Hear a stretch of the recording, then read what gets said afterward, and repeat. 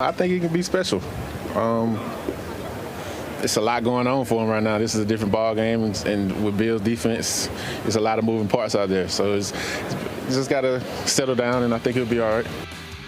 Well, Trent Brown expects big things from Mac Jones in his career, but what can we expect tomorrow night in his preseason debut, and how much does it really matter? That's where we begin our deep dive. We got the two Toms in the house, Curran and Giles. Let's start with Tom E. Curran. Curran, at the end of the day, how much will tomorrow's game, but also just the preseason games as a whole, how much will those determine Bill's decision about who should be the starting quarterback for the Patriots? They'll weigh in, Trenni and Tom, but they're not going to be major indicators. For instance, this game will be as important in some ways as everything that's gone the 2 weeks prior, but it won't be as important as either of the joint practices next week in Philadelphia, when the Patriots can doctor up against foreign competition as many reps as they want to. You can't orchestrate in a practice game all the situations you want to see a guy in. Put it bluntly, he doesn't have a bad enough track record right now for the Patriots to look at anything he does poorly tomorrow and say, you know what, that's it. It's not working.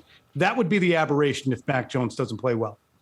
Charles, do you agree that if Mac Jones looks considerably better during actual game action, and I know that it's exhibition games, but that wouldn't factor into what Bill Belichick is going to do? Because I think the track record is a little bit there with Cam Newton, if you go back to last season, about him struggling and maybe not being the type of guy that can quarterback this team to the postseason. Absolutely. You absolutely have to consider Mac Jones as your week one starter, and you can't just say, you know what, first couple of weeks of training camp, maybe Mac Jones is behind the eight ball and he's not going to be up to speed. You absolutely have to consider it because of what you just said right there. We saw Cam Newton last year. Maybe Cam Newton improves a little bit, but and I've heard Phil Perry say this, why not just go with the rookie out of the gate if he's even a little bit better? Why not optimize that rookie contract? I think you absolutely have to consider it based on tomorrow's play.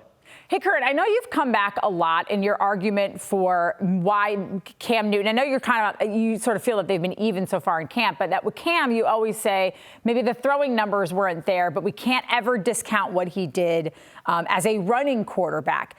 At the end of the day, though, how important is that? I know it gives you a different dynamic on the field, but is it enough of an attribute that it should catapult you ahead of someone who might be a more traditional quarterback?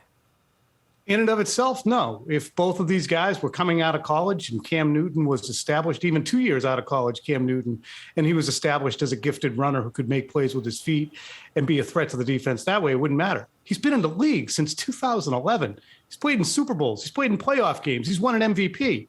So it's all of those things, all that experience, all that time in the league, all that leadership, and the ability to run the football as well. So far, we haven't seen a horrific passing performance in training camp from Cam Newton. It's not Cam Newton should start if they're close because he can run the ball. It's Cam Newton should run if they're close because he's got more experience and it's a safer bet and he can run the ball to make up for his throwing deficiencies. I think it just comes down to who gives you the best chance to win. And I think you also have to look at it as what do you want to get out of this season? So if Cam Newton does give you the best chance to win right out of the gate, then yeah, go with Cam Newton. I don't think it should matter what kind of offense you're running and what you have for weapons. You just want the quarterback that's going to be out there, give me the best chance, and I think that Mac Jones might even be able to steal that spotlight. How will we know, guys, and Giles, I'll start with you this time. How will we know what will Cam Newton have to do, more so I think even than Mac Jones, to show us that the growth he's made over the last year gives him the best opportunity to win games for the Patriots? Take care of the football and be accurate throwing the football. Those are the two things last year, especially making decisions, not just throwing to the receiver, not throwing at someone's feet and executing a screen pass, but making the right decisions, taking care of the football and being accurate. He's right. Trenni can't hold the offense hostage. That's it. He cannot hold the offense hostage. You don't spend the money on Henry and Aguilar and Jonnu Smith and craft all that you have and then have a player who can't deliver the ball to the people you invested in. So for all the things that I'm pointing out about leadership and the ability to run the ball, if he becomes an impediment to the offensive success, you're going to have to go someplace else. I just don't think he's going to be that markedly horrendous. Well, if he's not, but we still have to obviously take a look at what Mac Jones is, and that starts tomorrow night. Curran, what are you looking for from the rookie quarterback? Like, what are you watching for tomorrow night? It's really important to not get too hung up on the numbers because, as I was saying earlier, you can't orchestrate all of the situational stuff. He might be in bad situations. You might have, somebody, Will Sherman misses a block. He's one of the draft picks this year. And if he's out there and he gets sacked or he gets hurried and steps up and throws a pick, well, there's reasons behind that. So don't get hung up in the numbers as much as how does the offense look? How quickly does the ball come out? Does he have a presence? We watched Jarrett Stidham, Giles, the last couple of years, and we saw what was termed inconsistent reactions to pressure. That was the knock on him coming out. And that's something we saw sometimes in the preseason.